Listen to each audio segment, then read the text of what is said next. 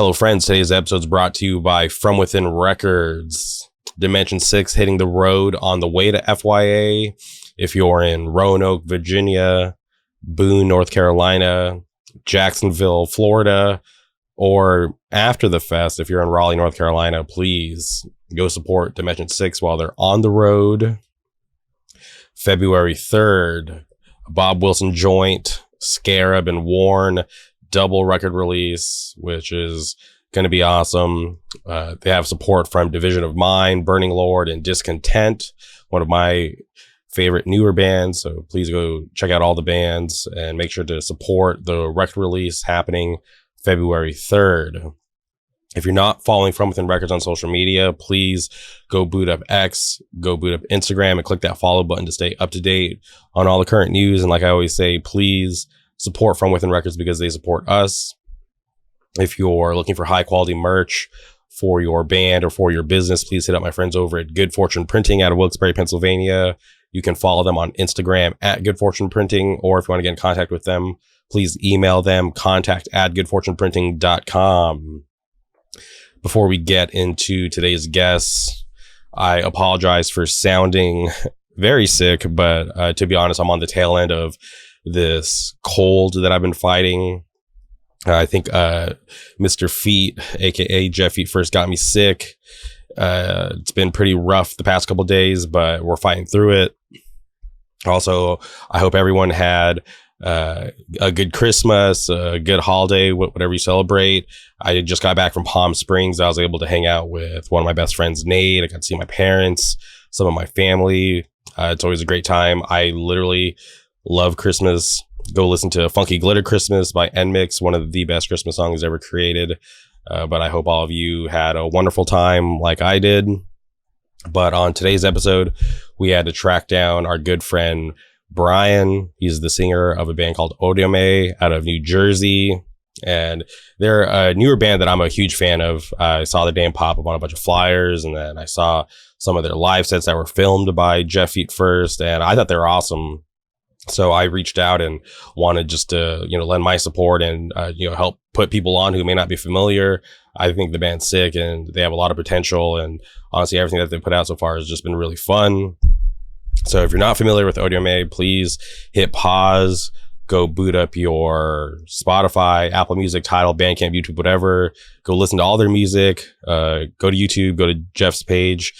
Feet First Productions, go watch all their live sets, and then come back here and listen to Bryan and I talk about a lot of cool stuff. He surprises me towards the end of the conversation, spoiler alert, that he's a stay, right? He's a fan of Stray Kids, which I literally had no idea that he knew anything about K-pop. But when I heard that he knew about K-pop, I got really excited because I'm a huge fan.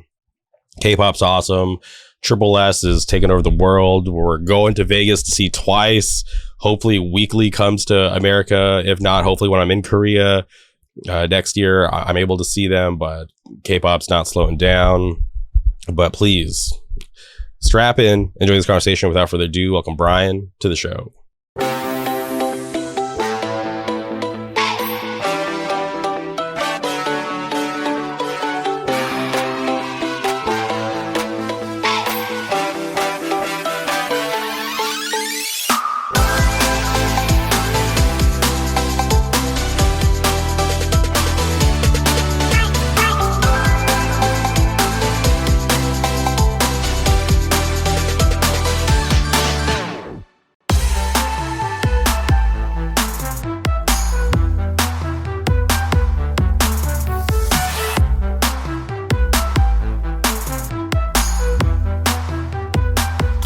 All right, and we're recording. Welcome to the podcast, Bryan. How's it going? Not too bad, brother. Just relaxing, hanging in after another day of work. The usual. Yeah, you got the gamer headset on. Oh man, yeah, dude. I haven't really been, shredding the game, but it's been a while. It's nice to just sit at my station, though. It's very nostalgic. I don't spend a lot of time here. Yeah, I feel like that's like one of the few times where I feel at peace is when I'm sitting at my station, just because like I do so much here, right?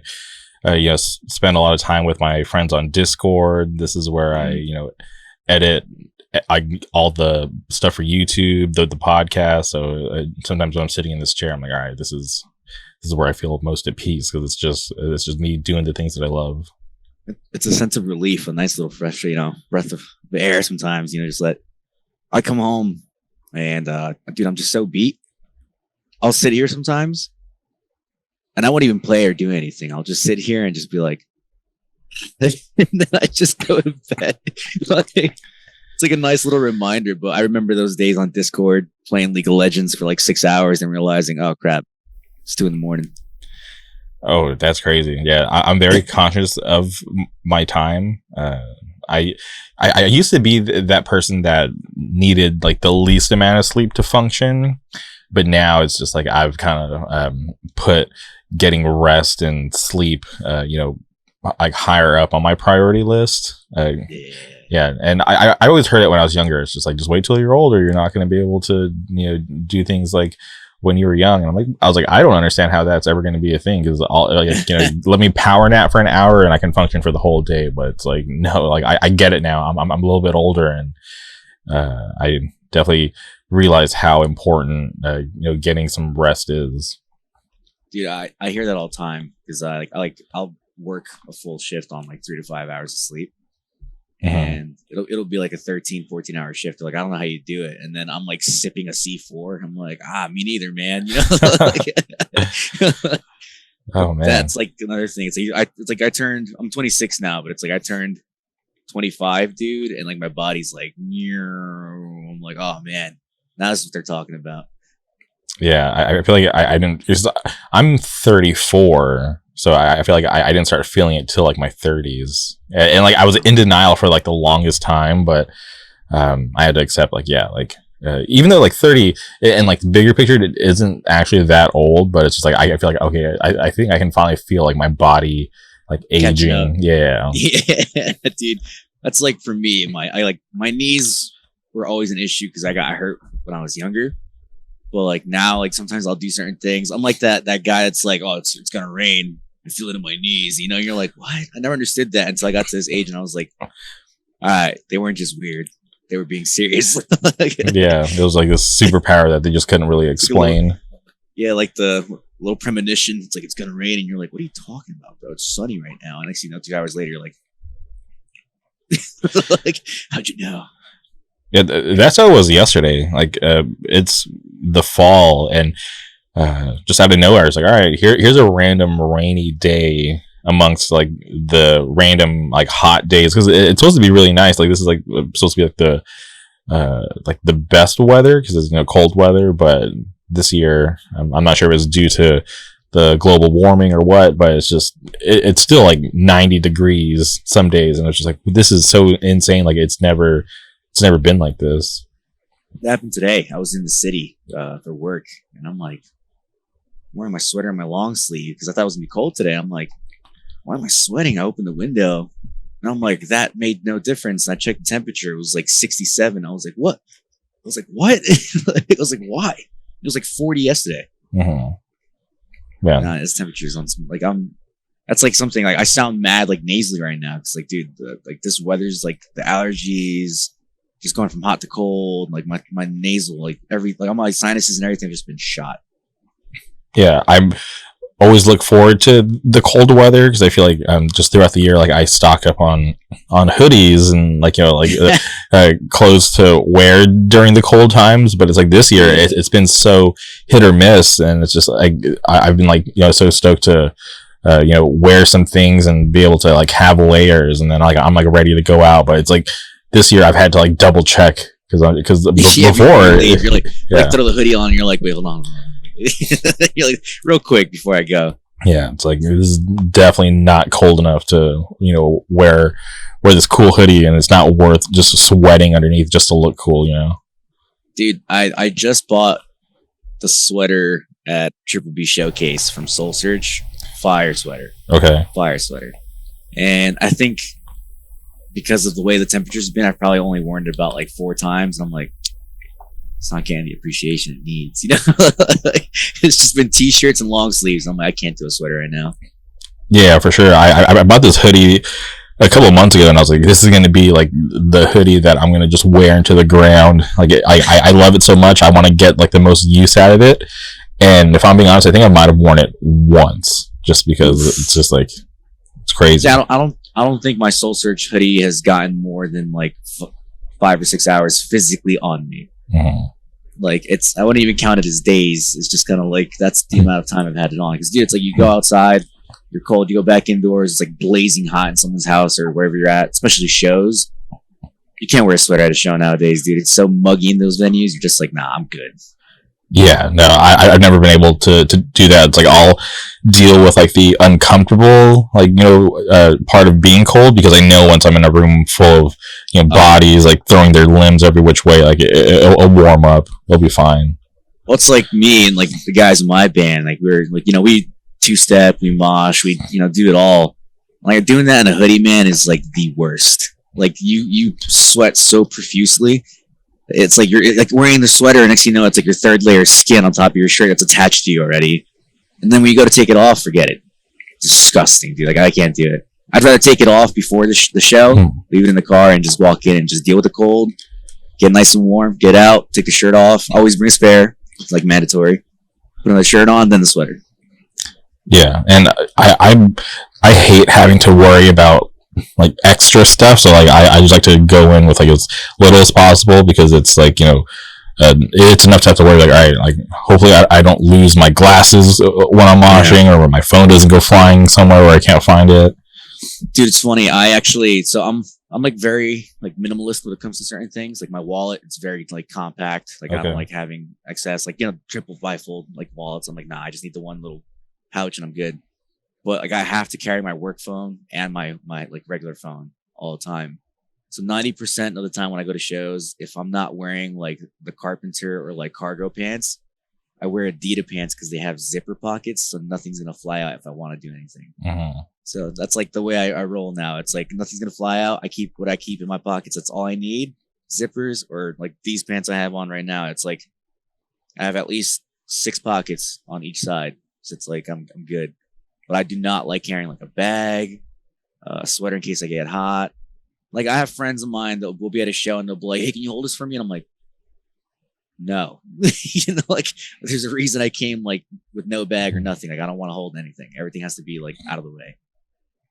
Yeah, I've run into like they'll bring a backpack everywhere. I'm like, what's in there? Why do you really need a backpack everywhere we go? It's a little strange sometimes. My girlfriend does that. She's like, she always has this little Dickies bag, and I'm like, she always has gum, which is like, okay, word, that's necessary. Yeah. But like, she'll put her phone and everything in there, and then she'll be like, "Where's my phone?" And I'm like, "It's in your bag." And it's like she always has that bag, and I'm like, I don't know how you do it. And she, even when she drives, dude, she drives with it by her feet, and I'm like, why? Why? Like, I don't know. Maybe it's like a sense of comfort, but I prefer having like my hands free, because it's like you want a two-step, like, dude, two-stepping while holding something like your phone, or like if you want to mosh while holding your phone or trying to make sure it's not flying out your pocket, or it goes flying and someone steps on air. There's that guy that's like, and you're like, you know, just to get it back. I don't want to deal with that. Yeah, I think the last time I like was moshing and my phone went flying somewhere, like some guy tried to steal my phone, which was like the funniest thing. He like put it in his pocket, but he didn't realize that I had like my phone, so like whenever you would text or call it, like the flash would go off and it would vibrate, and like the ringtone was really loud. So we're in this dark venue, and I was like, all right, I'm gonna find this motherfucker. So like I had my buddy call my phone, and then I saw it, and this guy like didn't realize that all those settings were on, so like it totally blew up his spot. And then he pretended like he was trying to like, you know, look around and like find the owner of the phone, but I walked right up to him like, give me my fucking phone, you fucking weirdo. Nah, dude, that's another thing too. I'm a very calm guy, so but it's like I try to avoid a lot of conflict. Okay. And I've seen that happen where like the phones go and someone's like, "Oh, it's mine." It's like, bro, like there's literally a photo of me and like my kids, or like me and my girl on the screen, bro. Like that's not yours. Like I don't have to beat somebody up for just some stupid stuff like that, you know. And it's like I don't like to fight, but I'll fight.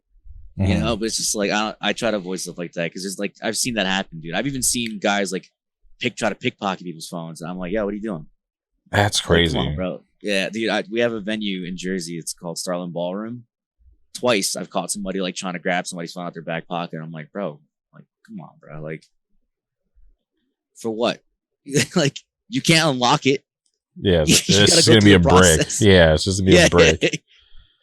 So you're not gonna go pay for somebody to undo it for you. It's like you just stole a free phone, but now you're paying to get it to work for you. Like, come on, make sense of that, dog. Yeah, they're just being, dicks for no reason. I hate that shit. Corny. It is what it is. Yeah, okay, but had you or wanted to have you on today because I, am a fan of your band Ódiame. Can you talk about how that band came together? And also, I want to give a big shout out to Jeff from Feet First because him and I are friends, and I was just watching the videos that he posted, and I saw your guys' set from. I think you guys were playing Lake Como. Salties. Yeah, beach bar. Yeah, and I'd seen your guys' name on some flyers before, but never really checked the band out. But when I watched that set and I saw like the crowd going crazy, I was like, damn, this is awesome. So that's when I started really tapping in. Dude, for real, shout out to Jeff. Jeff's actually been to. Let's see, did he come to our first? I think he actually said it. He was like, I couldn't make it to your first show because I had this and the third. I was like, bro, chill, like, don't worry about it. But he recorded our second set ever. He recorded that Salty show, and that dude's so genuine. Like him, Sonny from 856, like, or however you pronounce it, but like those guys are like awesome, man. Like you see them all the time. They say hi to you. Jeff is actually a really genuine guy, and that set for us was like, Salty's was like a kind of like a, not really a turning point for us in terms of like taking ourselves more seriously, but like it was. We when we started the band, like last year for me it was a mental thing of like, I want to start a band and call it Ódiame, and Ódiame in Spanish means hate me. Okay. And I was just talking the idea into fruition, like, I'm gonna start a band, call it this, it'd be dope, do Latino hardcore, or, speak, do Spanish vocals. And it was me and my old roommate Marcus, who's down in Florida, and it was me, and he was gonna send like something for me to do something over, and like it just never worked out because like I was too busy with life. Like I got kids, man, I got work and stuff like that, so things just kind of were like bundled up. And then last year, I met this kid Julian, who's now the bassist of my band, through my friend Leon, who's one of the guitarists in my band. I've known Leon since I was 13 or 14. And I met Julian at FYA last year. Throughout the year, we were like, it'd be dope to do this. And, Julian and Leon were both like, that's a really dope idea. And Julian, Leon, Keon was the drummer of my band. And then Marlon was my other guitarist that we just added to the band, which was a huge addition and asset to the sound of what we are going for now.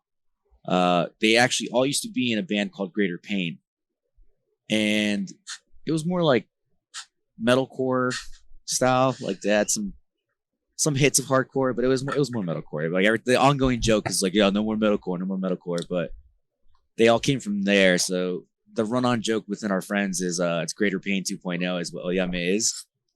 And because literally it's everyone minus the vocalist, except I'm the new guy, so it's literally Greater Pain. Just let's take Spencer out and put Bryan here. And it was just a topic of conversation, and then eventually we were like, let's just do it. And we started meeting up back in, I would say now we started back in like May was when we first met up. It was myself, Julian, and Keon. Leon had just had shoulder surgery, and Jay, the vocalist of Bayway, which to me is like one of my fucking family members. Okay. That guy's been we honestly wouldn't be who we are in Ódiame if it wasn't for Jay to help us like build from the beginning. Even now, like we record our music with him. We if we need advice, or I'm like, hey man, I'm having a hard time with this. Like, what do you think? He'll like jump in and be like, just change this, this shit's kind of corny, just do that instead. How do you feel about this? And he'll help me revise stuff. Like I see him as my mentor, as on top of seeing him as like one of my best friends / brother. So when we first met up, I think if you listen to the single like Ódiame, or like, you know, after initiation Ódiame, the dan and dan and dan and dan and dan and Julian started playing that, and it was me, Julian, Keon, and Jay, actually, because Jay was actually playing guitar for us while we first met. So after 10 minutes, Julian came up with that bass line, and Keon just started doing his own thing, like, you know, and then Jay started playing something, and before you knew it, we had our intro, or our, you know, self-titled song in less than 20 minutes. And we met up probably one more time after that with Jay, and then Leon came the time after that, learned everything from Jay, and we kind of just went from there. And we wrote the demo probably about back in July, and everything was done. Like, we were sitting on the demo for a while before we actually released it. And what made us like delay was just timing. You know, like I myself have 5 kids. You know, I'm a father of 5 kids. I work literally like crazy Monday through Friday. When seasons open, I play rugby. You know, Julian, my bassist, plays for D2 and D3 rugby as well. You know, all of us have like really crazy like schedules, so like meeting up was like impossible. And even now, we have our days like, hey, you know, what's this? Can we meet up this day? No, man, I have this, I have that. Can we do this day? And like, we'll start from Monday and get to Thursday and be like, all right, let's meet up Thursday. And then it's like, wait, I can't do Thursday. Let's meet up Monday. But it's like, oh, but we just said we couldn't meet this Monday, so why are we meeting the next one? It's like, what's going on? So that's been our biggest delay. And the band kind of, like I said, just started from a topic, and it just like went. And getting back to Salties, like, you know, we take ourselves seriously as a band, but we also just like, you know, it doesn't really hit you, you know, that you're in a band, or like, you know, you're kind of just doing it for fun. Like we do it as like a hobby. We find it fun as well. But like, we take it seriously too, you know, like hardcore in Jersey is like a big thing of like, you know, the scene. And like, it is, you know, like that's our biggest thing. Like, we represent where we're from. Not only do we talk about being Latino, we talk about being from New Jersey. You know, a lot of bands do it to represent where they're from. And, you know, I think Salties is probably about I believe that was like our 6th, 7th show. And, you know, it was overwhelming. We got asked to open for Tsunami and Suburban Scum. You know, we were like, what, like bro, who, like us, like for them, like what do you mean, you know? And it's we got offered by Takedown Records, which is Dylan from Shackled, and but it was Greg from Hold My Own and, you know, Mongoloids that hit me up and was like, yo, like, you guys want to open for this? And I was like, dude, hell yeah, like, we'd be honored. And I remember I asked the boys, bro, not even like 3 seconds went by, and they were like, yes. And I was like, all right, I'll say yes, calm down. And you know, we get there, which was super stressful for us too, because that day my guitarist Marlon showed up with literally a minute to spare for our set. Oh wow. So bro, he like walks on stage and he's like, bro, what the fuck is going on? I was like, please set up. I was like, please set up, plug in. How long can it take you? He was like, like a minute. And I was like, make it half. Like, just please hurry the hell up. And the sound guy's looking at me like, yeah, just like, come on. I'm like, we got a show to run. Dude, and we're like freaking, I'm like freaking out. And he sets up. And like, for all of us, we were kind of like, you could tell in the beginning of the set, we're all kind of like not trying to make eye contact. And I jokingly say like, I'm not going to make a lot of eye contact because it makes me nervous. But I say that because when I do that, as funny and corny as it sounds, bro, it kicks all the nerves out of my head. You know, it's like one of my like setbacks. Like, I say like, I'm not going to make eye contact because I'm nervous. And then, bro, it's gone. My anxiety like peaks before I get on stage. And then when I say that, it's like it never existed. And that set, man, like there was kids singing along that I've never even seen at shows. You know, like there was people that clearly don't speak Spanish doing the Spanish vocals. Like, I'm like, what the hell's going on? You know, and it's been awesome, man. Like, we've been getting a lot of really good like reception, and even like things that we've heard along the way, like after Salties, like we kind of like that really like put us on a good like, you know, standing point for like being a newer band in Jersey. And like there's a lot going on in Jersey in terms of bands, man. So it's like for people to be supporting us, it's kind of like, hey, we're just a bunch of guys, and like we go to shows a lot too, but like sometimes you can't make it out to all of them. And you got crazy bands in Jersey, like Bay Away, for example, like bro, just straight popping it off. And then you got Never Again, Cut Down, you got Disguised, like those dudes are sick. You got Discontent, which is guys from Jersey and Delaware, PA. There's a lot going on, and it's just like just being a band that gets to like hang out, share a stage with guys like that, or just hang around people like that and bands like that. It's awesome, man. Just being part of that same like upcoming bracket of New Jersey bands right now. And obviously Bay Way's a different level from us, but like those guys, like Jay's a fucking humble dude, and like I said, a lot of who we are as a band, we owe to him. So and he's always there, man. Like it's funny, like any set, I think he's probably only missed about one of our sets. But any set that we play, like he's right there on the side, like jamming out, dude, having a fucking blast. Like you just see a smile, and he's just moving with his little tall ass self. He's just like, yeah. And then we got the song with him, and he hops on, takes the mic, everyone goes crazy. But it did it from just being an idea or like a topic of conversation to who we are now in 6-7 months. It's been really awesome, like just seeing it happen. We have a guy releasing our demo in Barcelona on cassette. He's like, I'm selling 50 copies. I'm going to send you guys 10. What color do you want it? This and the third. And I was like, oh, this would be awesome. Like, what do you want? He's like, don't worry about it. And I'm like, well, like, nah, bro. Like, let me put some money down. It's for like for our band. Like, he's like, no, no te preocupes, like, don't worry about it. I'm like, all right, like, sure, that's fine. I had a guy at a show. The last show we played was a charity for a church, Collab Arts, for men's shelter. And this guy, I've seen this guy in passing, but I've never really it's like, hey, what's going on, man? How you doing? And the dude's like singing along to every fucking word, dude, like every word. And I'm like, yo, who is this guy? And the dude comes up to me after. He's like, yo, what's up, man? Like, I'm a big fan of you guys. Like, I think you guys are awesome. He's like, I'm an ESL teacher. Like, one of my students has been trying to get into heavier music. And he mentioned how like there's not a lot of bands that do Spanish. And he put us onto the kid, and we're like the kid's first glimpse at hardcore. So hearing something like that, it's like, fuck yeah, dude. Like, I remember my first hardcore show. I mean, I wasn't that like young, but I was 15, 14. Got guest listed to a show for a band called Heart to Heart, because the vocalist was related to my girlfriend at the time's like best friend. And I just remember the atmosphere changing in the room when the vocalist of Rotting Out, Wally, comes on stage. And he's like, what the fuck is up?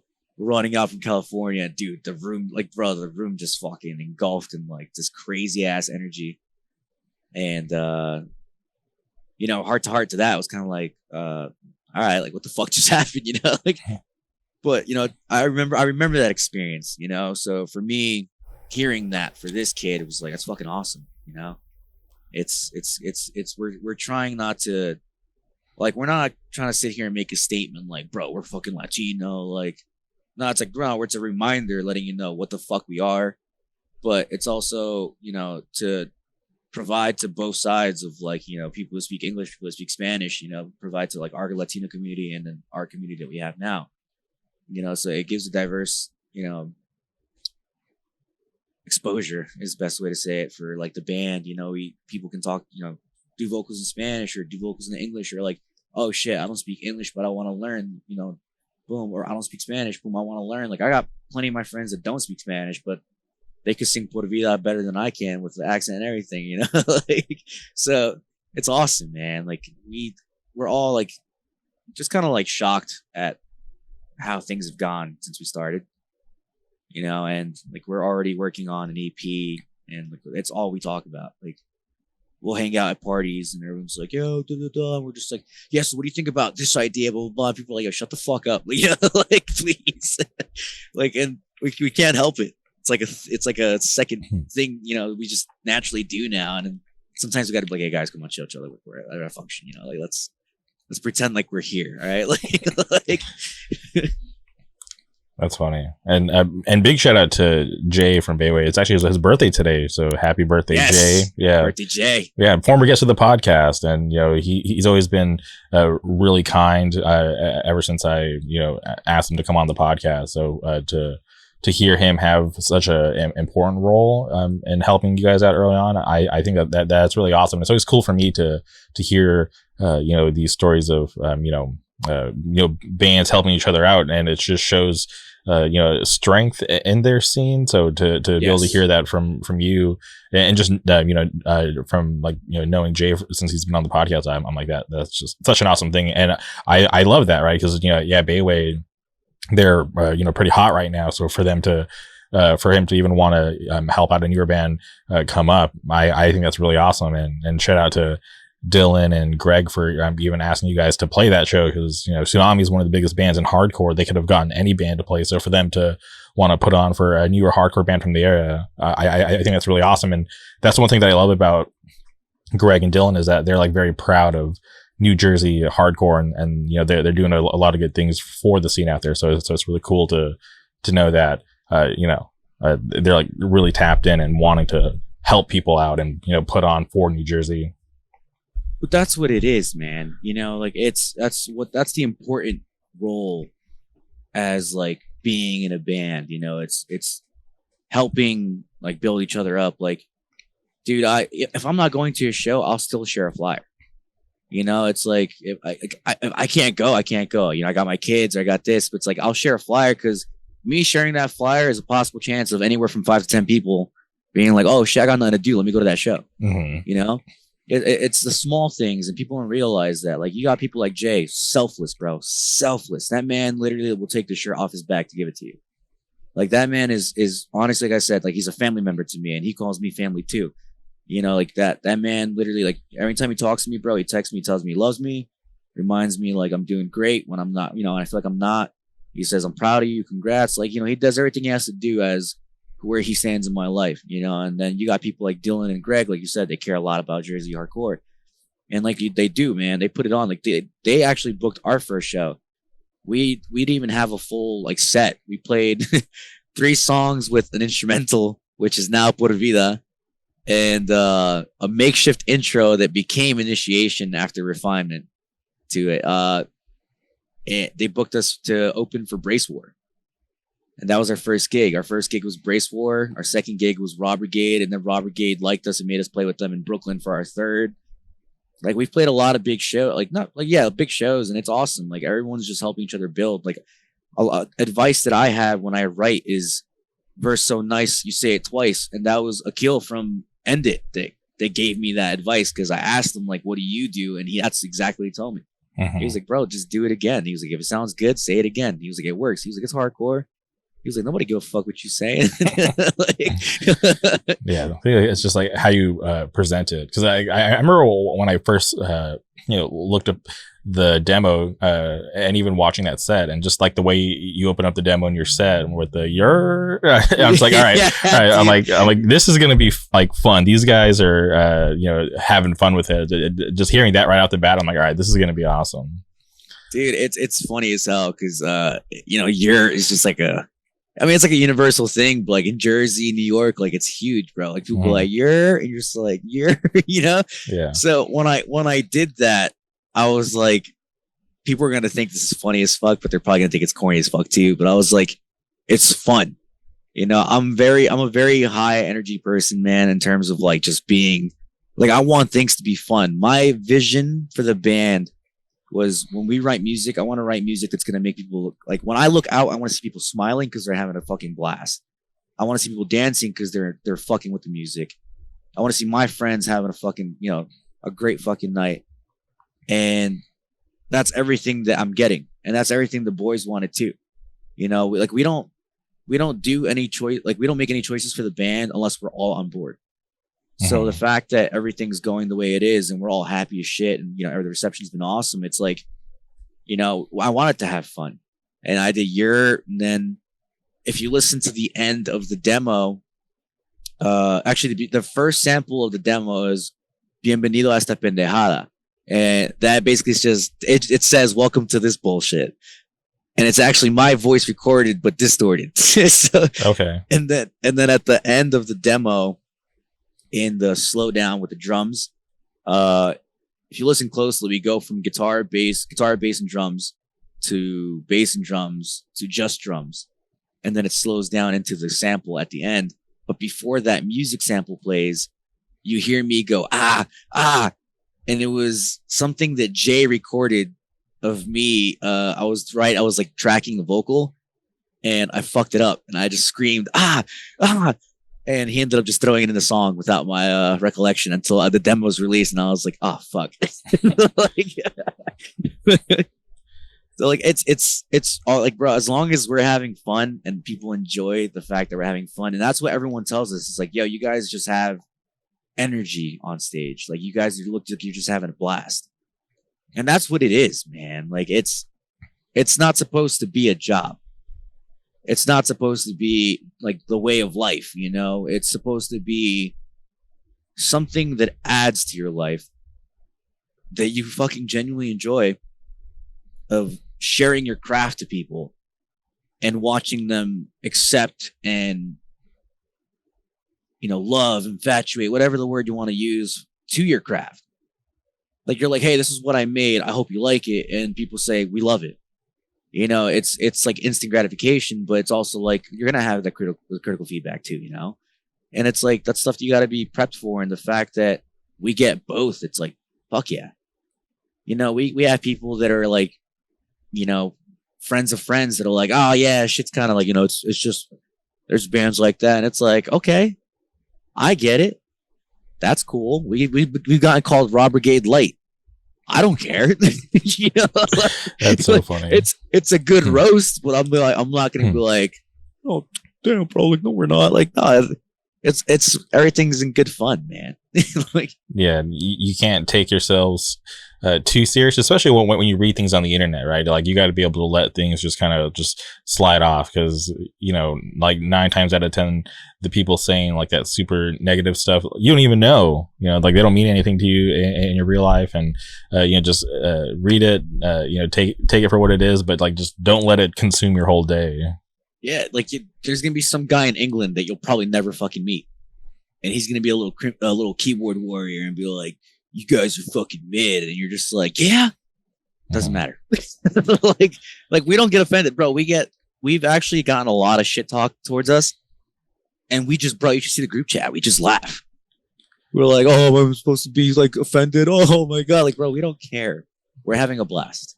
Yeah, I think that's literally what it is. That's a great approach, because yeah, like I feel like as long as you're enjoying what you're doing, and you know you're having fun, I feel like yeah, like I feel like it's good to have you know, people on both sides, right? Because the worst thing for you know, a band or for anything is to have people just not care, just kind of like, you know, be apathetic and just not really have an opinion. But for people to obviously show a lot of love, and have people actually go out of their way to, you know, be super critical on it, I think it's great.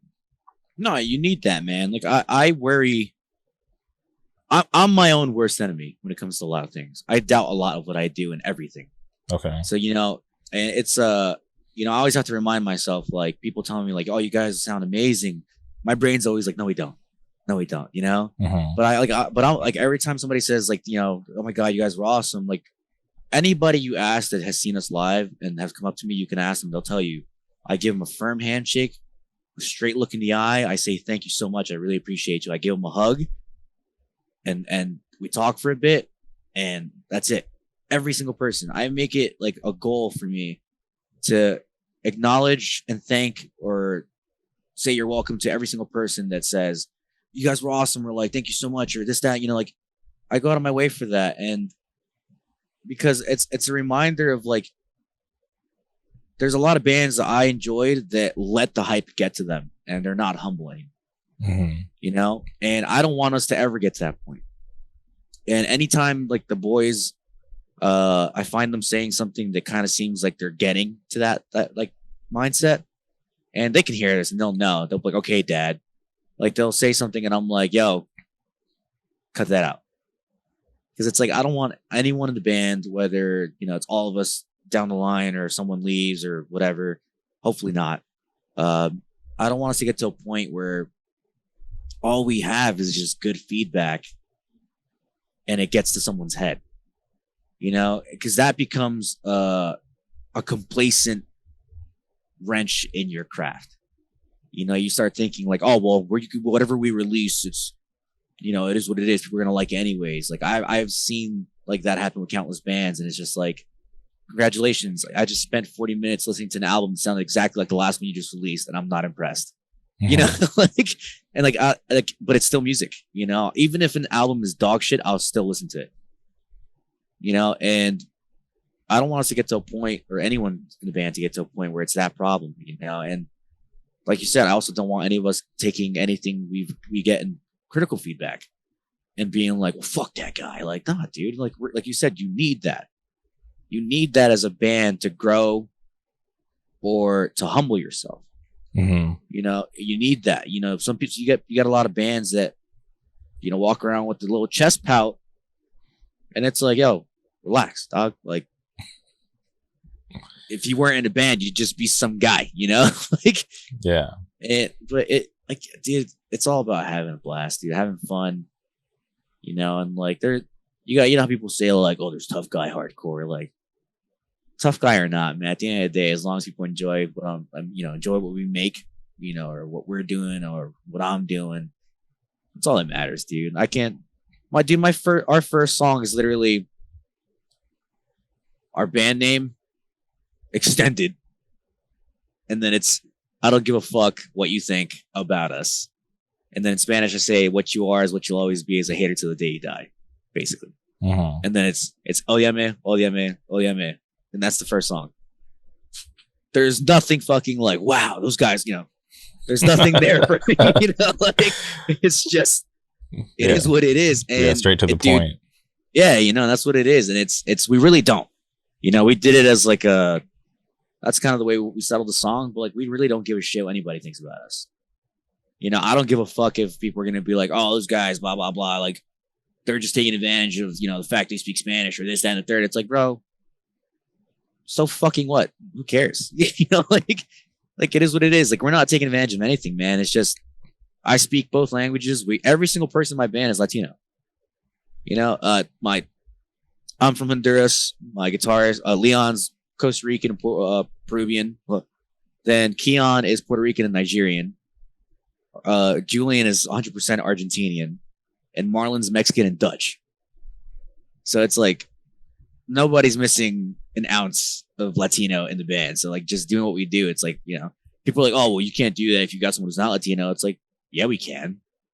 Because what does it fucking matter? You know, it's just what we're doing. You know, it's just having fun, speaking Spanish, speaking English, and just writing music. And, you know, people are like, oh, what are you guys going to do in terms of sound? Like, don't do beatdown. It's like, I don't want to do beatdown personally.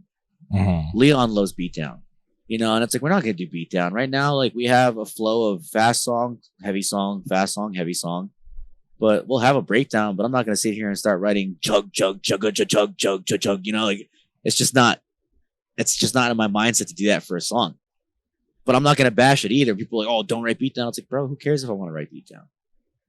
If that's what we end up becoming, then, you know, we change the band name and fucking make another one. That's what everyone does. Everyone's in a big ass band. They're like, I want to do shoegaze now, and then come up with some crazy ass Sonic band name. You know, like, that's so funny. And then it works. Like, it fucking works. You got, like, look at the guys in All Under Heaven. 80% shackled. Yeah. And I love them. They're fucking awesome. You know, it's just like, if you doing what you want to do. Your mic went out for that last part. I said there's nothing wrong with doing what you want to do. I didn't realize I was going to make that do that. Just learn something new. It's all good. And I'm curious, how important was it to to include Spanish, right? Because you could have just stopped at the band name, but for you guys to go all in and have the lyrics, and I think it's cool to have that flavor, because obviously living out here in Southern California, like I'm around that a lot. My stepdad's from Guadalajara. Yeah, so I'm around it a lot, and I love that culture. So I'm just curious, like like how important was it for you to not only not just to leave it at the band name, but to actually mix it in with the lyrics. It was crucial, actually. So I was born in California. Okay. I was just raised in Jersey, but my father and his entire side is all over there in Van Nuys. I grew up with the Hispanic mom. I grew up knowing English and Spanish. All my sisters were ESL and didn't speak English and had to learn it. Wow. And I was the only one that spoke both. And everybody in my band speaks Spanish except for Keon, but he understands it. But it was crucial. We all said it, like, it's got to be included. Like, we can't go with a Spanish name like Ódiame and not include the fact that we speak Spanish. And Jay even said it. Jay was like, nah, bro, speak Spanish. Like, that's fucking hard. He was like, he was like, not trying to be weird, but that's like hella inclusive to a whole different community of people than just like American, hardcore. Dude, we got offered to play Argentina next year. This guy in Barcelona, he's like, oh, I'm going to release your stuff through Europe. It's like, those doors probably wouldn't open if we didn't do Spanish, Mm-hmm. And, the band name was just Ódiame. And from there, it's just, it kind of became a thing with just the intro. Song 2, Absent with Jay, is a song about, so like, I know my dad now, but I grew up without him, and it's, that song's about not having a dad, just, if you listen to it, it's leaving her to raise me on her own. And, there's a part where like builds up and we say, ya no más te necesito, means like, I don't need you anymore. And a lot of people resonated with that song. Like, there's a lot of people with hella daddy issues, bro, that like, mm-hmm. just like they heard that song and they're like, what the fuck? Like, damn, this shit's mad deep. And I'm like, but that's it. I want music that's relatable. I don't want to make music that's just like, oh yeah, shit, this guy probably owns a fucking Glock, dude. Like, the fuck? Like, yeah. I want music that's going to relate. I want music that's going to hit people. I want shit that's going to always sit there in the back of the mind. And, so adding Spanish was also a good source to that. It's stuff that we all talked about as a band. We're like, we got to do Spanish. Por vida is for life. Like, I even have it tattooed on me and everything. It's just like a saying that I've always gone by. And that song's actually dedicated to all like my really close friends. And the lyrics are Por vida, like the lyrics are Esta familia es lo que tengo, is like, this family is what I have. Aquí en el alma los llevo adentro, like I have them, I keep them in my soul. Siempre presente en mi mente, always present in my mind. Dejo la vida por mi gente. It's like I'd leave everything for my people. Mm-hmm. And then por vida means for life. Los tengo means I have them. Julian says siempre los tendré means I'll always have them. That's what that song is. It's just like an homage to the fucking people that stand by you. Because in the beginning I have a whole little speech talking about there's like blood family and there's family that are your homies that became family. People, I'm sure you got people like that in your life. I got Jay, I got like my brother Dom. I got the guys in my band, a bunch of guys. And that's kind of what that song's for. That song is for the people that fucking stick to you no matter what. Yeah. And outro is just us being fucking obnoxious and just saying like, we don't, now it's time to set the record straight. We don't care if it brings us hate. To speak the truth, we'll say it to your face. No one does it better than the Garden State. It was just a New Jersey hardcore, call out. So. Yeah, and I love that you represent New Jersey and shouted it out. The whole state that way, because it's cool. Because I obviously I'm very proud to represent Orange County hardcore. Right, I always make it clear that like I'm like a transplant. I grew up in like the Palm Springs area and moved like to Orange County in like my early 20s. which was nice because back home in the Palm Springs area, like our hardcore scene like was just like basically dead.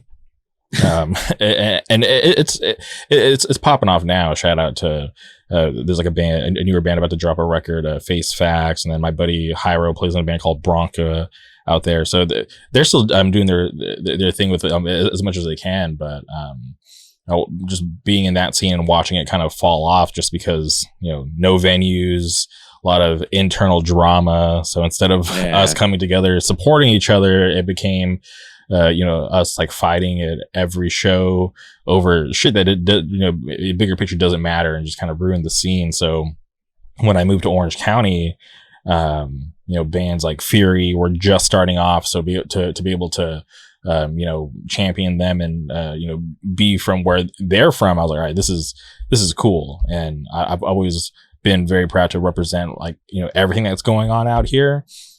So I love when I watch other people, be just as proud, from where they're from and rep their scene as hard as they can. Yeah, man. It's like I said, it's important. It's, you got a lot of bands that come out of, like, for example, California. You got, like, dude, a lot of the big bands that I take influence from are like Rotting Out, Tsunami, Fuel the Flames, Gulch, Drain, Terror. You got like one of my fucking current favorite bands, Barrio Slam. Dude, those guys fuck, dude. Barrio Slam, it fucking hits. You got Human Garbage. Yeah, they're dude, sick. Like, they're ridiculous. All those bands are awesome, and all of them are proud as fuck of where they're from. Like, you got Human Garbage, CA first. It's just like, damn, all right, bro, we get it, California, but like that's the way it is, Yeah. And it's a lot of those bands. Dare, they fucking they repped Orange County hard when they first released their demo and everything after that. And look at Tsunami. I don't know how many times I'm sure if we took a shot every time we heard real bass shit, we'd be fucking like dead. But that's the way it should be. Yeah. It's important. And we got a lot of bands in Jersey, and like you said, like, you gotta help each other like build, man. How many times I hear people like just bring down other bands, and I'm like, dude, like, you don't gotta do all that. If you don't like them, you don't like them. Like, there's no point in saying like, oh, fuck that, we're not going to book them. Like, if they did something worth doing that, then do that. But if it's just like you don't like them, so you're not going to book them, like, I don't think that's a good enough reason. But like, if that's what you want to do, go ahead. That's like we say in Spanish, "Ayatu," like, that's you. Whatever you got. And like, if we don't build each other, man, it's like your scene's just going to stay stagnant. Like, I love hearing TikTok hardcore. Because it's like, if you think about it, you want to say like, oh, those TikTok poser kids. Like, bro, we were those kids at one point. It's just TikTok wasn't a thing. Like, how many people we could probably put on blast if we pulled up their Tumblr account?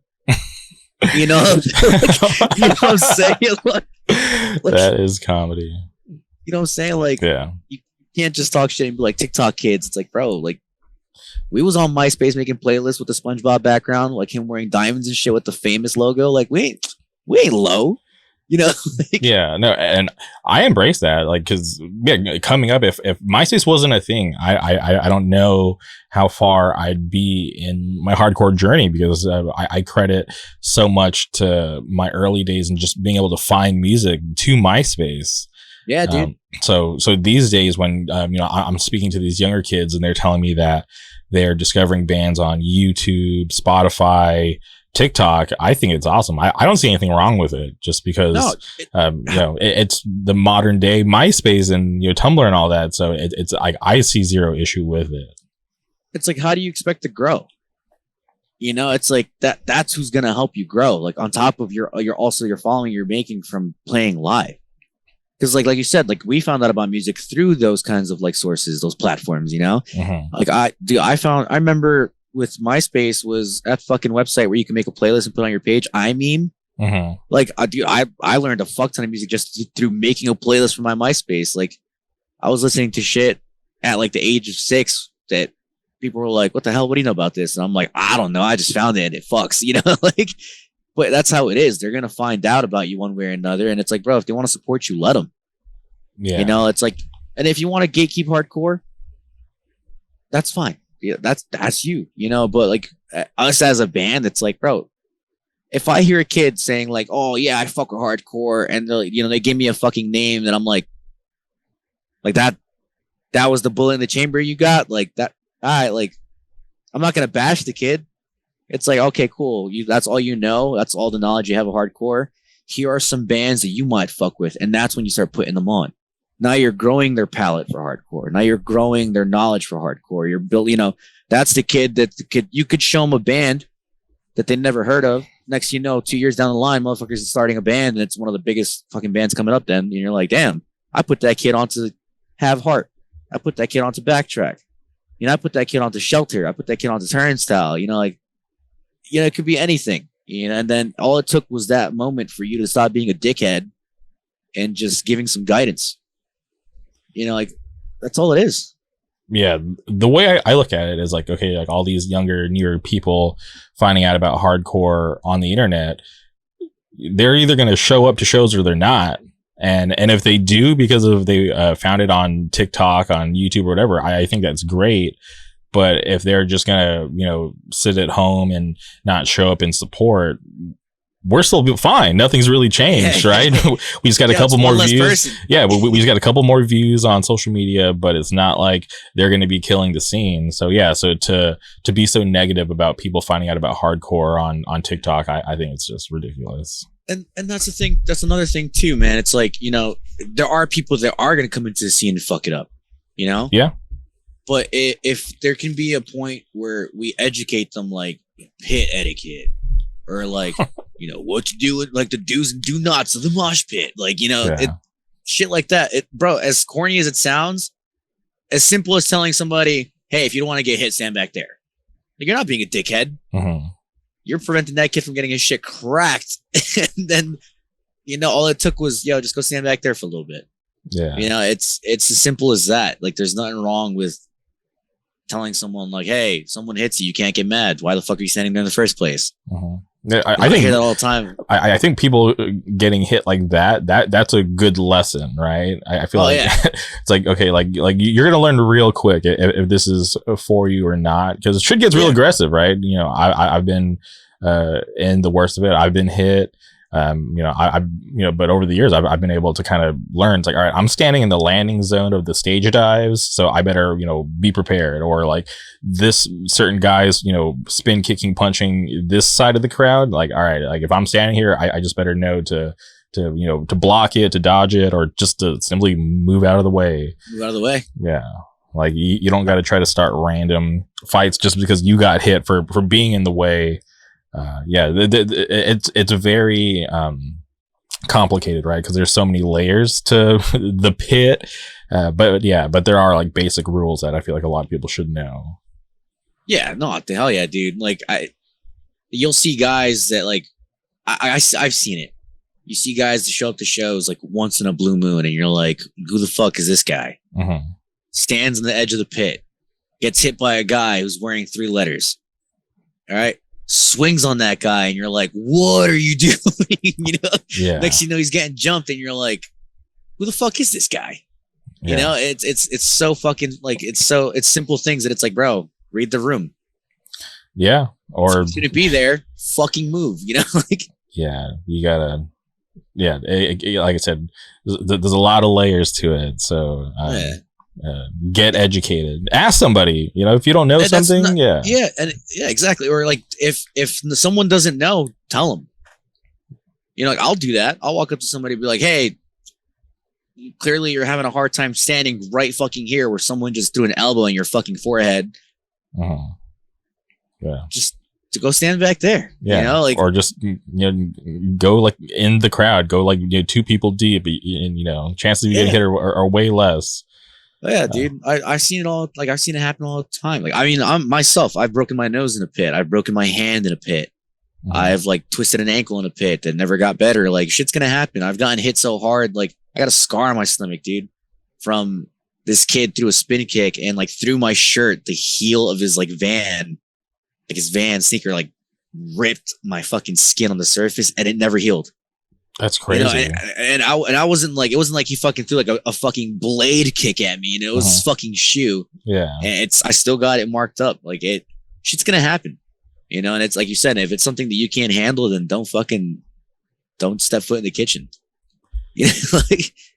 Yeah, and granted too, like it's not for everybody. That's one thing that a lot of people got to remember. Like, you know, hardcore, just the name. It's like look at it. Like this isn't like for everybody. So like when people show up and they don't last, I totally get it.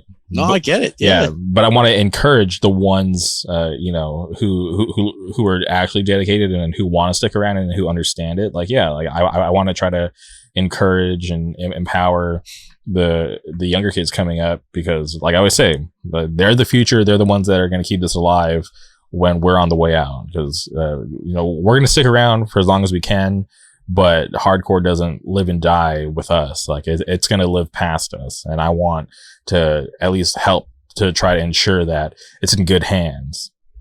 No, that's exactly it, man. For me with like hardcore, like where I kind of dove more into it was, we had a venue called the Litter Box, and I was helping like manage the hardcore shows there. And Jason from Never Again was booking a lot of shows, you know, through me. We did the Shackled record release, you know, through Dylan, through me for the guys. And I remember one time I was just like, yo, it'd be dope to start booking hardcore shows. And I started asking Jason questions, and Jason just goes, bro, just book your own fucking show, dude. And I was just like, no, I can't do that. I started booking shows, you know, and there's shit that's like that I was doing that he was like, yo, I wouldn't do this. Like, you know, post this around that. Like, instead of like not trying to be a dickhead, he was just like, yo, don't do that, blah, blah, blah. Giving me advice. You know, it's as simple as doing that to guide someone who's like still trying to, you know, get their foot in the door, or like, you know, do something in the scene. Like I had the Litter Box to do shows at, and when we shut down, I was just like, I lost a bunch, like I lost myself, because it was something that I looked forward to every fucking weekend. We had crazy ass shows. And then after that, you know, with nothing to do there, that's when the idea of starting a band came out. And, you know, it's like all it took was someone like Jason to give me the influence and the push to like, bro, just fucking do it. You know, and the idea of starting a band was Mully from Scarab. You know, I remember when he was playing in YOTK at Unity Barbecue. I have a video on my phone where he's like, if you're thinking about do it, start a band. If you think you sound stupid, do it anyway. You know, and I remember that sat with me for a while, and then I was like, fuck it, I'm gonna start a band. And, you know, it's as simple as saying one thing, guiding someone, and like you said, educating who's going to be the next fucking torchbearer or whatever they want to fucking call it. Yeah, no, I've seen it happen, right? I've seen the, you know, young kids, you know, enter the scene, and then, you know, give it a few years, they're the big touring band, and it's really cool to see, because it just shows that, you know, they probably got some good guidance. And, you know, we're really down for it. So yeah, I feel like if you're really into it, you know, or if you're someone who's been around for a long time, and you see some, you know, newer kids popping up that seem to be into it, you know, you could just simply just say what's up to them. That could, you know, brighten someone's day, because it's, you know, like we're all going through shit. So for me, I never want to go out of my way to be, you know, mean or negative to anybody. So like when I'm showing up to shows and seeing, you know, younger kids or even newer bands, like I'll go out of my way to show up early to a show to see a band I've never heard of, to, you know, to check it out, because, you know, they could be my new favorite band. You know, because I'm always curious, because this thing's constantly moving. Don't want to get left behind. And it's something that I've, since day one, like I've always been super passionate about it. I feel like I'm on this journey to find like the best hardcore band. I've just never been able to kind of, you know, to been able to satisfy that hunger, because it's you know, there's always good shit popping up. So like when I'm like, all right, like Fury's it. But then other bands pop up, and I'm like, I don't know if Fury's it. Like Fury's definitely like, you know, top 3 for me. But then it's just like, damn, there's so much good music, and it's cool too, right? Because that's one thing that I love about hardcore is like, you think it's peaked and you've heard it all, but then a new band will pop up and just kind of be like, what the fuck? Dude, that happens all the time. I listen to a lot of fucking crazy ass music. Like, dude, I'll spend a whole day listening to anime openers, bro. You know, I was gonna get to that at some point just because I noticed your shirt. I can see the pops in the background. Yeah, yeah, dude. Like I'll listen to the anime openers all day, and I'm just like, fuck, dude, that smacks, you know. Mm-hmm. And then I'll listen to hardcore bands from Indonesia. Like I'll listen to Defy, Bleach. You got Whispers. Dude, I don't think they're from Indonesia, but I think like, there's bands like Taiwan. There's bands like there's a band called Slope that's like they're hardcore. Mm-hmm. I don't know how they're so unique in sound. Like I don't even know what to distinguish them as, but they're from Germany. Okay. And their shit fucking rocks. It's just a little like trippy. And I've heard people be like, "Yo, what the fuck is this shit?" And there's people that are like, "Oh, what the fuck is this shit?" You know, like you're gonna get that, but like y'all listen to fucking everything. And like you said, like you're on this constant like search for bands, and like you think you hear it all, and then you hear some shit, and you're like, "Damn," you know, like. Then tomorrow's another band. Then you're like, "Fuck, dude! Like, what is this?" Mm-hmm. And then Spotify Radio is like, "Yo, let me bless you real quick with some new shit." And then you're like, "Bro, I thought you couldn't impress me after yesterday," you know? Like, and it just keeps going, man. Yeah, I get scared because I use that Spotify DJ, like the AI DJ. I don't know if you've used it. Yeah, it's a little weird, but okay. So I've been using it like maybe like a month after it came out, before like Spotify was actually pushing it. It was just like I heard it on a podcast. I'm like, oh, this sounds really interesting. So I went and I use it from time to time, like when I don't really know what I want to listen to because I'm so fickle. Because it's just like, oh, like there's like this really awesome podcast I want to listen to, but at the same time I want to listen to this new record that came out. So I'll just be like jumping back and forth, just really chaotic. So I'm just like, all right, like let me just listen to music and I'll let the like AI decide.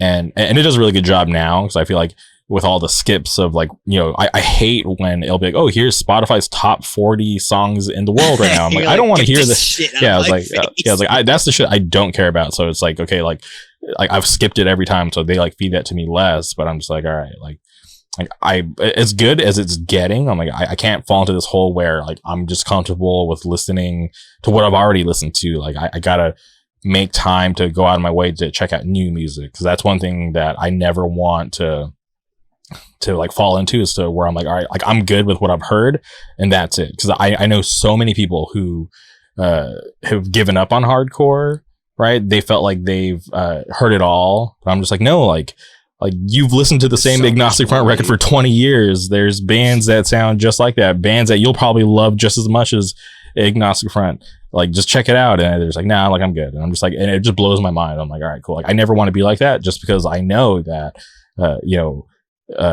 there's always going to be good bands that are new. Yeah. Right. Like it's never, I feel like there's never been a point where hardcore's been stale. Like there's always someone who's going to come up and be like, all right, like we're going to make this shit cool. So I just never want to fall into that. It's every second, man. So like before DJ, the thing came out, because then it's like, yo, it's your man X. And I was like, yeah. Word. You're like, all right. And you pretty much have to fine tune it to like what you want. Mm-hmm. But prior to that, like, dude, what I do is I go on a binge. I'll go on Spotify, bro, put a song on that I like a lot in terms of hardcore. Like I'll put it on there, and then I'll go to radio for that song. And then I'll find a new song on that radio, and I go to radio for that song. Next thing you know, I'm in a playlist with bands that only have like 50 monthly listeners that just started like a week ago. And I'm like, damn, this shit goes kind of hard.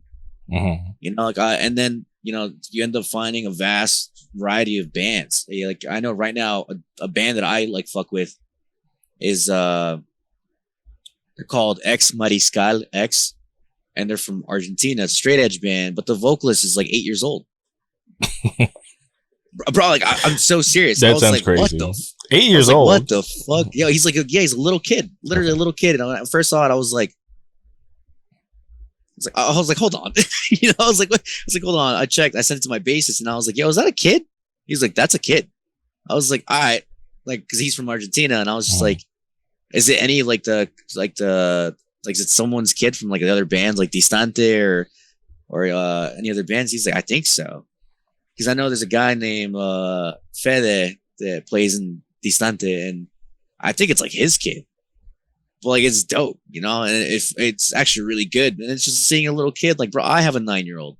Mhm. You know, and if I see my fucking 9-year-old fronting a band, I'd be like, what the fuck? You know, like, but you find crazy shit. Look at Speed. Speed is like, bro, all they had to do was play that, and it was the end of the world. Like, that was it. Like, I'm sure to someone, that little fucking, the remix trumpets, that was it for them. They're like, I heard it all. That's all I needed in hardcore. But like you said, there's gonna be another band that pops up, and they're like, what the fuck? This shit's dope as fuck. And it's every second, dude. Like I find shit all the time that I'm like, damn. Like I just found out about Sanity Slip. Mhm. And I don't know what their vocalists identify as, but you know, if it's she, they, but like the vocals are fucking insane. You know, like I was like, holy shit. And then like I saw what she looked like, or you know what they look like, and I was like, whoa. I was like, that's fucking sick, you know, like. But and it's like, I forget what the hell they call it. It's like beat down, I guess you want to call them, or slam. Yeah, slam. That's what it is. They're slam.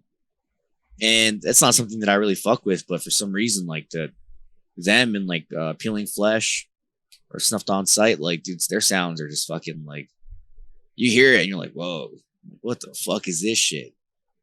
And like it's like you said, it's an everlasting circle of music.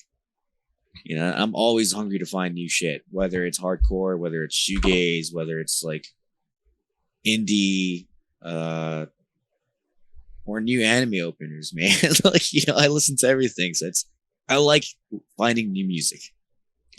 And speaking of new music, if you're okay to talk about it, you guys are just in the studio. Can you talk about that? Yeah. So we've been playing a song. We played it at Salty. So if you watch that set, you hear me say, this is a brand new song.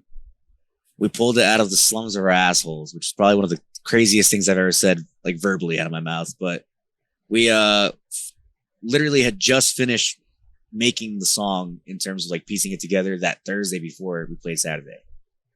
So there was no time to like fine tune lyrics, this, that, and we played it. We recorded that. I actually have the file. We just got to do vocal tracking. We're gonna release that. Song's called Chasing Rats. And then we're gonna do 2 more songs, maybe 3. Do maybe like a 3 or 4 song winter promo, which will probably drop within the next month and a half or 2. Oh wow, that's pretty soon. Okay. Yeah, we're just trying to keep the ball rolling. Like, you know, we got a lot of stuff like coming our way in terms of like offers, and I know we got a really big show next month that I actually don't know the details to. I just got asked, yeah, you want to play this? And I was like, sure. Uh-huh. And I was like, what's the information? And they're like, I can't tell you. I was like, it's like, do I say yes? Like, like I was like, all right. Yeah, I feel like out of curiosity, I would be like, all right, let's play it just in case this is something insane. Yeah, and that's what I said. And you know, I was told like, oh, Greg is putting you guys on. Uh-huh. I'm like, dude, I was like, after what he just did for us, I was like, we'll play whatever he wants to play. Uh-huh. And we're trying to release 3 to 4 more songs in terms of just having more stuff. You know, the demo just released in September, but we sat on that demo for 3 to 4 months. Yeah, but still, I feel like that's a really quick turnaround. There's what 2 months or no, like 2 to 3 months apart. Yeah, I mean, you know, we have Jay constantly pushing us to write more music. Like that, dude, that guy's fucking brain. Like, dude, he's got enough music for like, just from what he like talks about and like says, like he's got enough music ideas for Bayway to write them like music for the next 10 years. Like just the way he talks about it, I'm like, you know, like I don't. That's like, wild. I don't know how you do it. Like, and you know, he's like, yo, just push it, bro. Like, just do it. Like, you just gotta feel that. And he's, you know, like him and his hand movements. I'm like, yo, you're making me nervous, but like, I feel you, you know, like, Uh-huh. and that's what we want to do. We just want to pump music out, you know, and we, our sets are only about like 13 minutes, you know, and it's like, I want it to be at least 15 to 20. Uh-huh. You know, I still want to find out what my vocals want to, like, what I want to make, you know, what I want to do for screams or what I want to do. What I want to sound like, what we want to sound like as a band. Like if you listen to Chasing Rats, it's not fast paced. You know, I mean, like it is, but like it's more of like dude, the way it starts is like just boom, you know, dan dan dan, like it just starts heavy, goes into a 2-step, slow down, D beat, and then back into a 2-step, and then heavy at the end with a fucking guitar solo. And then this intro they were planning to do for that, like, so it's gonna be an intro for the winter promo into Chasing Rats.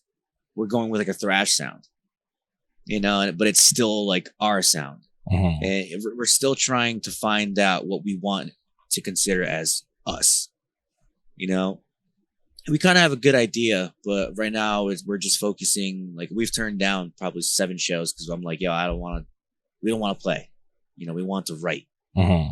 You know, and it's not that we don't want to play. It's just like we need to focus on this right now. Yeah, you got to fine tune what's going on. Yeah, you know, the fine tune and just kind of like have more music out there. Like the only song that hasn't broken 1,000 streams on Spotify is the outro, but everything else is over 1,000. You know, so it's like if people like it, then all right, let's just keep making more. You know, they can't only go through the same 3.5, 4 songs every fucking day. Like, oh man, oh yeah, man, yeah. You know, like it's gonna get old. You know. Mm-hmm. And I want to make more shit. You know, I want to make more music. The boys are fucking, dude, every day this phone goes off. I'm surprised it hasn't gone off again. I lied. Never mind. The group chat's going on. But like all they talked about is like, yo, meet up, make music. Yo, let's do this, make music. Let's do that, make music. You know, and like, they're powerhouses, man. Everybody in my band, bro, is just fucking like awesome with the way they, from their past band to now, and just the way they communicate and have chemistry in terms of writing. Like, all it takes is for one person to take the initiative, and now they're all fucking writing a song. I think in total, from what we've done since Salties to now in meeting up, I think we have probably about 8 or 9 different song ideas that 3 we're sitting with, like legit with, like we're gonna go with, and everything else is still like, okay, maybe, or we'll write something new every time we meet up. Mm-hmm. You know, so like I want to get to that point where, you know, it's like, yeah, we got an LP ready. Boom. You know, here's another EP. Boom. Here's the spring promo. Here's the summer promo. You know, we want to fucking test the waters with like other shit that we got, like, you know, putting in like acoustic mariachi type deal in songs, like, you know, have fun, you know. But it's like we don't want to go too crazy either, but we still just want to have a blast doing what we do. I know the vocalist of Barrio Slam wants me to write a song so he can feature on it. Oh, that'd be sick. I was like, yo, would you be down? He was like, yeah, bro, send me that shit whenever you're ready. And, you know, I got a lot of homies like Without Peace. They want to do a split together. And we told them like, yo, we're down. But like, you know, if you're down, let us know.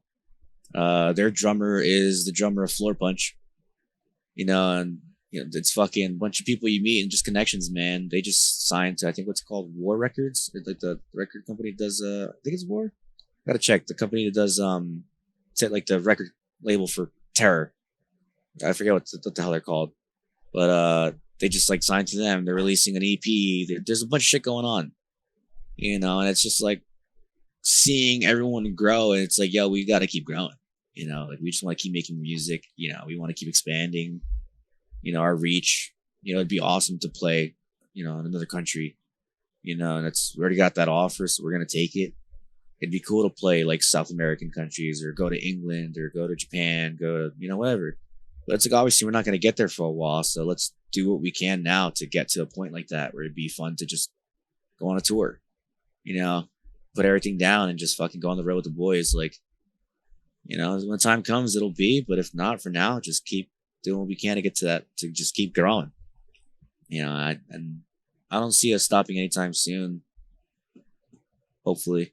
But you know, just I think what Marlon says and what Julian says is like, just let's not let the momentum stop. You know, let's just keep the gears going. You know, even if we're having a fucking writer's block, just keep going. You know, we'll see what happens in a year from now. We'll see what happens in 4 months. We'll see what happens after the next big show we play, or we'll see what happens after the next local show we play. You know, and I'm a big networking guy. So it's like, you'll never see me not networking when we go to a show. You know, like I just got a follower the other day from a deli just because I spoke to the guy in Spanish. and he was talking about like, oh, are you this? I'm like, no, I'm Honduran. Like one of my best friends is Argentinian. And he's like, oh yeah. I was like, yeah. He's like we were talking about something, and I mentioned something. He mentioned music. I mentioned music, and I was like, yeah, the bass is my band. You know, he's the Argentinian guy. He's like, oh, you're in a band? Follow. You know, it's like always networking. It's like I'm constantly trying to grow, not just for me because I know the boys want it, and I want them and us as a band to just keep growing, going forward. I want to see us get to a good point. You know, so it's only up from here. Is the way to go about saying it. For sure. Yeah. Well, I think you guys are on a good path. I'm definitely looking forward to hearing all the new music, and I think the demo's awesome. And I hope, that you guys just continue to do what you're doing. And I feel you guys will get to where you want to be, because so far, we're only a couple months in and it seems to be going really well.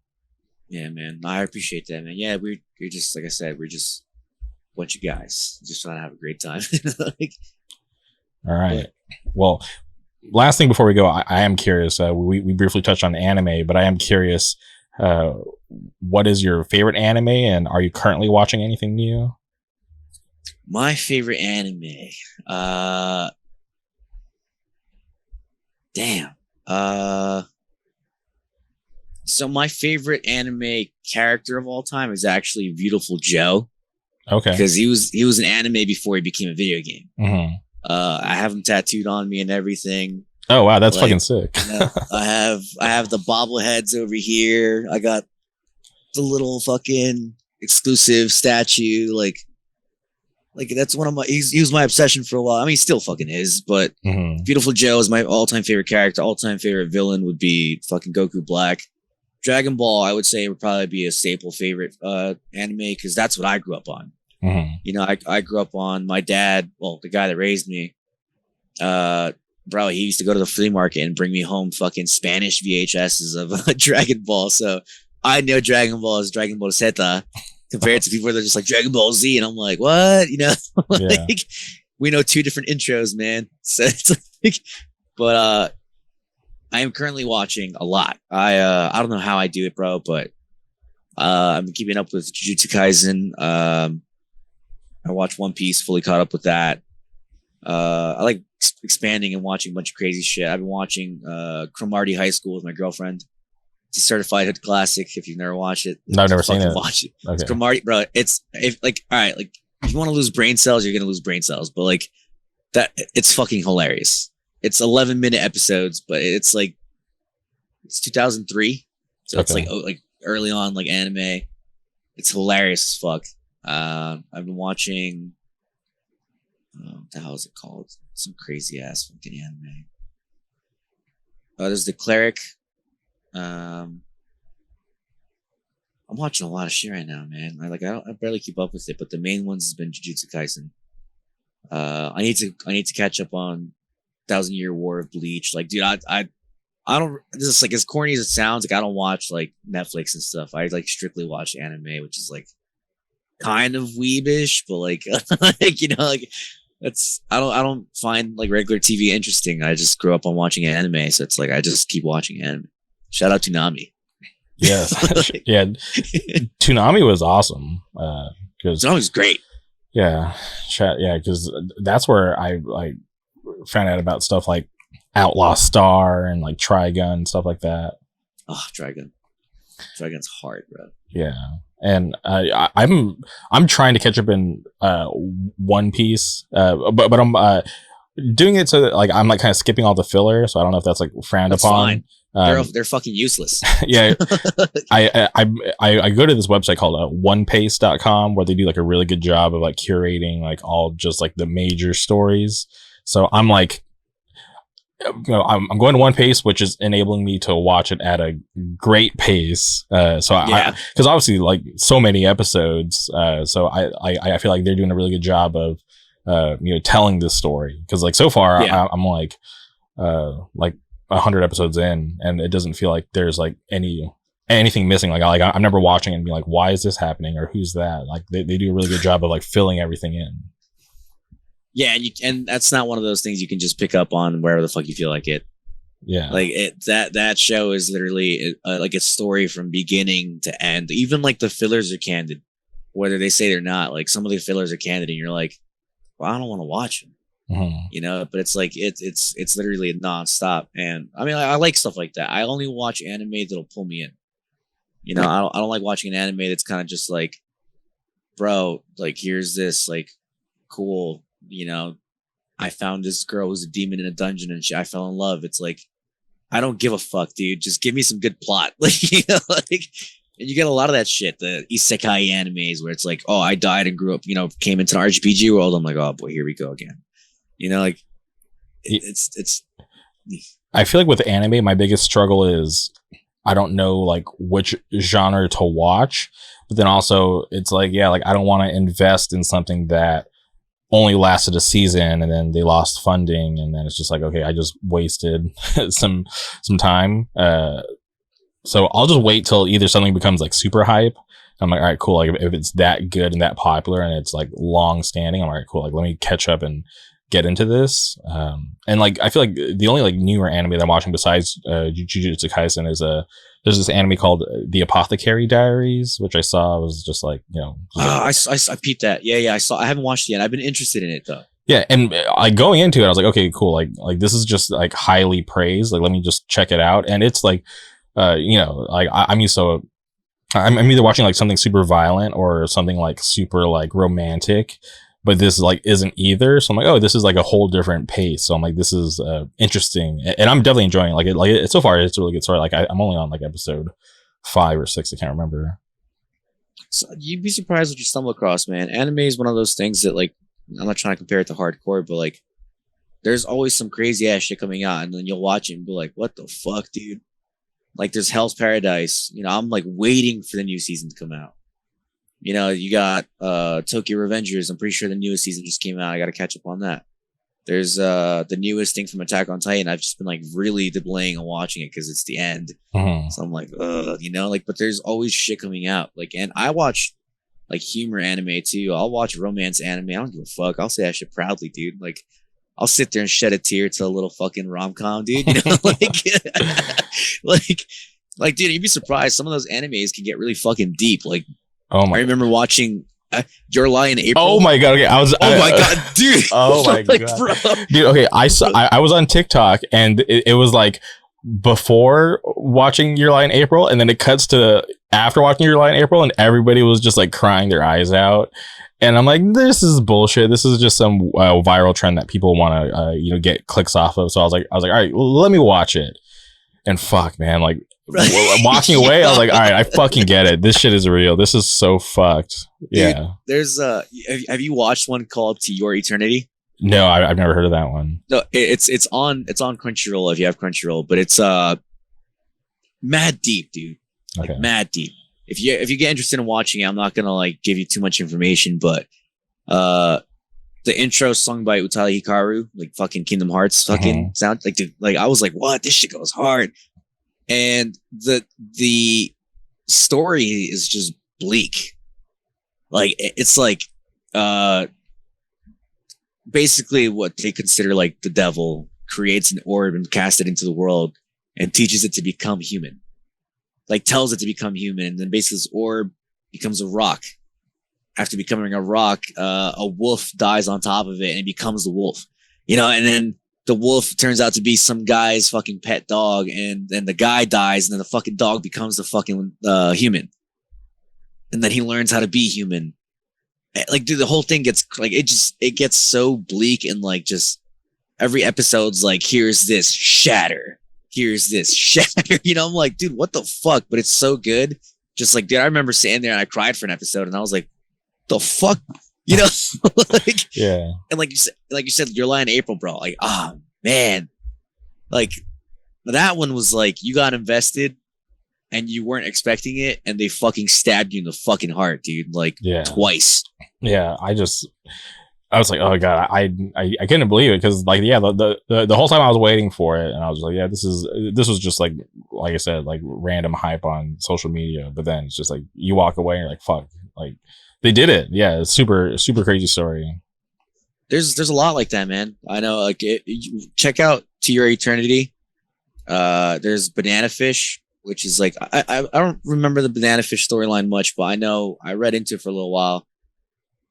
And I didn't get past a certain point, but it was like bleak, like depressing as fuck too. And anyone that I mentioned that to, they're like, "You have to finish it. It's mad fucking depressing." And I'm like, I don't want to go through that mental stress, dog. Like the way you're hyping it up makes it sound like I don't want to do it, you know. But well, I'll watch it like that, man. And you'd be surprised, bro. Like, and it's like you gotta like sometimes they're so fucked up. You gotta like wash it down with something that's funny or like more upbeat because you're like, damn, bro, I'm about to fucking like go through a mental crisis after that last episode I just fucking watched, you know. Like, yeah, I just revert back to watching Love Hina because it's just like a good, just a good medium, right? There's comedy, there's romance, there's some action.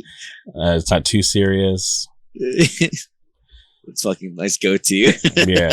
yeah, and that one it just really just reminds me of being in like this like time in high school when all my friends and I were like all super into anime and we were obsessed with like Japanese culture and yeah, and it was just a really good anime. So I'm like even to this day I go back and watch it and I'm like, all right, cool, like this is still like enjoyable because there's some things I'll go back and watch and I'm like, I can't believe I sat through this. Yeah. I remember that. Like, for me, like I grew up in the hood of Jersey. I grew up in Newark. And I also grew up in Elizabeth, and I went through my fucking phases of shit too. But like growing up in the hood, like bro, you're somebody who listens to metal or like anything hardcore, and like you watch anime, you're just like that fucking loser, you know. Mm-hmm. And I see that shit all the time, like, oh, you're a fucking dork, you're a fucking dweeb, you're a loser, you're this, you're corny, you're this, you're that. Like, oh, white boy, fucking rocker fool, this, whatever the fuck they wanted to call you. Yeah. What name they didn't pull out of their fucking like book. But like now it's like normalized. Yeah, it's like so cool to be part of the quote unquote nerd culture. And you're like, fuck you, dude. I was there when it all started. Start gatekeeping anime. Yeah. No, I'll never forget. I this girl tried to bully me in middle school because I liked anime and I had a PlayStation 2, and that's when I realized that's why like as shitty as it was, that's when I realized I was like, if they're gonna hate me because I'm playing Crash Bandicoot and watching Dragon Ball Z, I don't give a fuck. I'd rather have no friends and have Dragon Ball Z and Crash Bandicoot and be happy than give it up to just have friends.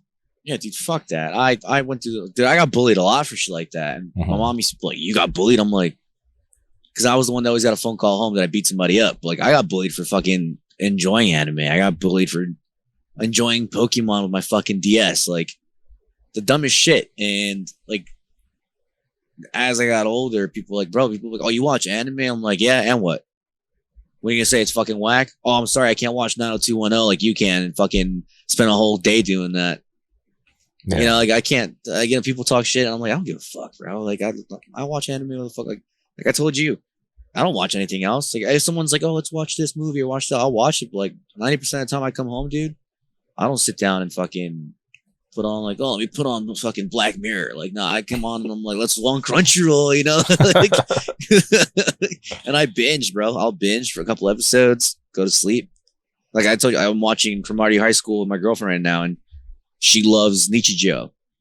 And Nichijo's just fucking straight up chaos, like just chaotic humor. And Cromartie High School is just a bunch of delinquent kids in a high school, and it's 11 minutes of just pure chaos. Like they have a character named Freddy that looks like Freddie Mercury. Oh, okay. From and he's like, what's his name? Like he doesn't say anything, but he looks like a Freddy. And every time they show his face, they play like a Queen strum. Like that's awesome. But it's just such a stupid anime. And my girlfriend's like, I love it.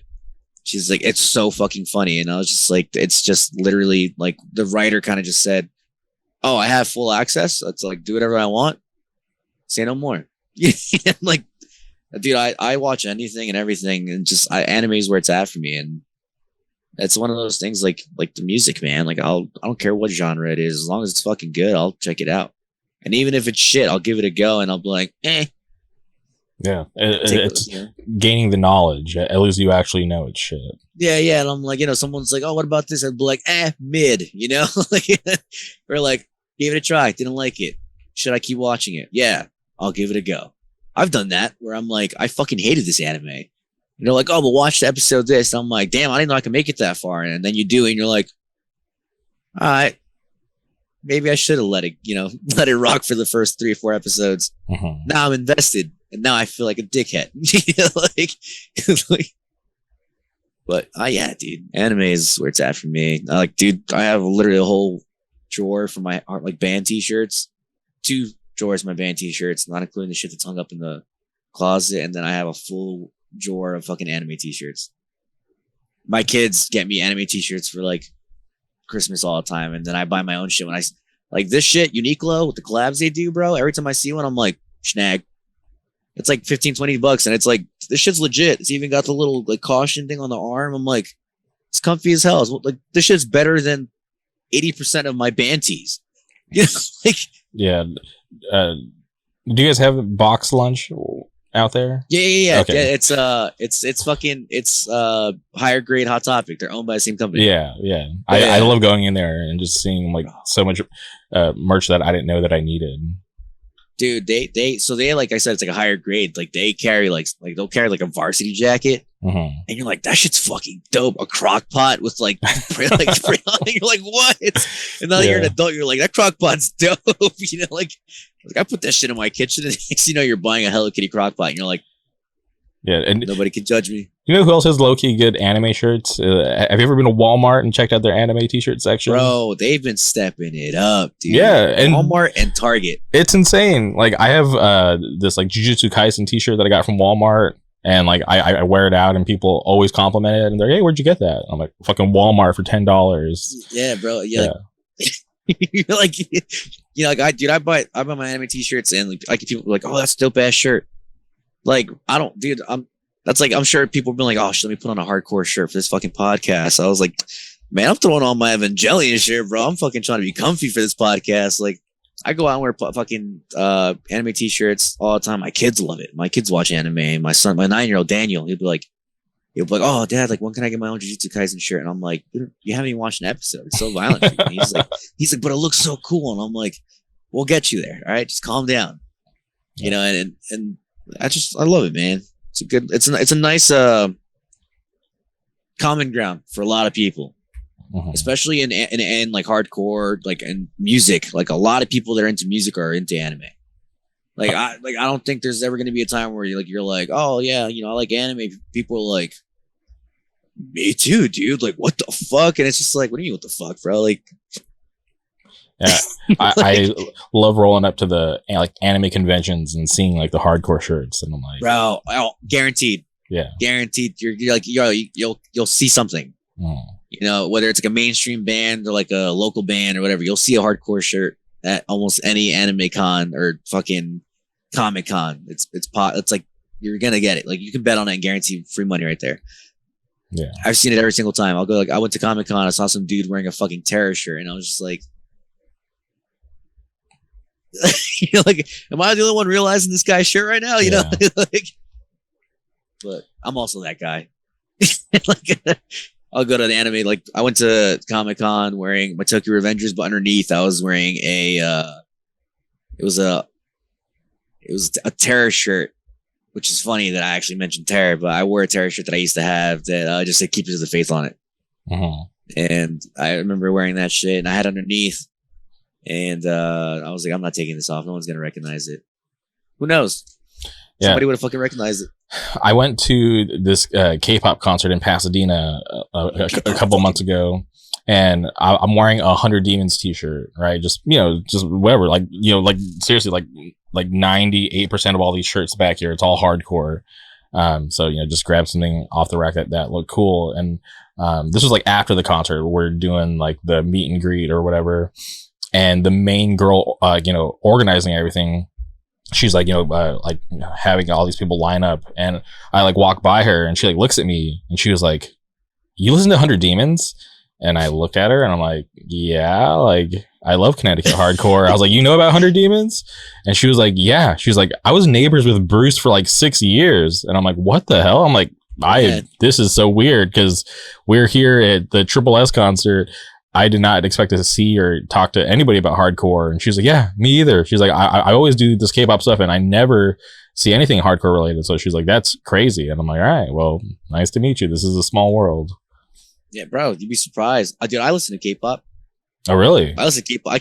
I listen to Stray Kids and Hypin. I listen to TXT. I listen to fucking Tease. Like, you're about the boy groups. Okay. I listen to fucking Twice. I listen to fucking what the hell is it called? ITZY. Oh, like, wow. I listen to all that shit, dude. My daughter's mom was like stupid obsessed with BTS. Oh. So when dude, she's got like a little altar and everything in her fucking apartment, like just fucking sugar. I'm like, whatever. And I call him Sugar, and she'd be like, it's Yoongi, and I'm like, shut the fuck up. Like, you know, like I listen to everything, man. The K-pop fucks, dude. Like, I don't care if anybody's like, well, you fucking listen to that fucking K-pop shit. I'm like, fuck off, dude. Eat a Frank. Like, I'll listen to what the fuck I want, but that shit goes hard. Yeah, I I love K-pop. Like, I spend so much fucking money on K-pop. It's crazy. That's why, like, even like I don't think I've ever mentioned, but all these little like like all these little lanyards are like it's all K-pop. Like, this is like an NMIX VIP, Twice VIP. This is like the newest one right here. This is the Stacy VIP that I just went to, and this is like my bias from Twice. And then like Twice, and then like all these like records up here that you can barely see. It's all K-pop. I've like so much K-pop shit like everywhere. Like, I just got like these new like Chu, former member of Luna, just went solo. We got that on deck. Speaking of Triple S, I got we got Triple S on deck. So I got K-pop shit everywhere. I don't got anything in here. I know I got a fucking Stray Kids tour shirt last year when I saw them at Prudential, and damn, I got a bunch of like pop figures and stuff that live in my daughter's mom's house. Mm-hmm. Like, I went through like a whole thing. Like, dude, I even got photo cards of like Felix and Hyunjin from fucking Stray Kids somewhere around here. Like, that's crazy.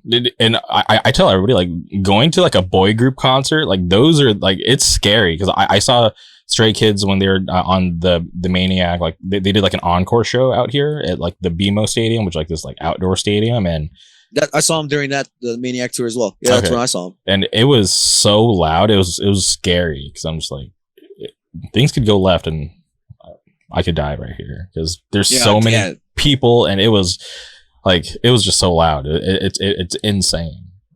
I think Stray Kids, seeing them live was probably one of the craziest, loudest, and just like overpopulated shows I've ever been to. Like, I saw Deftones at the casino in Connecticut. I think it was Connecticut. I forget what the fuck it's called. Sands, Golden Sands, whatever. But I went there, and like, that was a fucking huge show. Like, I was like, what the hell, dude? But like, the Stray Kids show shit on every other show I've ever been to.